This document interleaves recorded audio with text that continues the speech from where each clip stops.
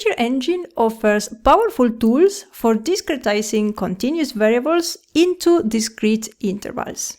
It includes an arbitrary discretizer to sort variables into arbitrary intervals, and it also supports the most commonly used discretization methods based on equal frequency or equal width of the interval.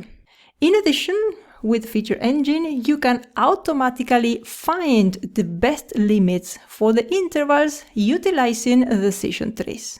These tools help in converting continuous variables into categorical ones or variables that are simpler to interpret, which can be particularly useful for improving the performance of certain machine learning models or making the predictions more interpretable.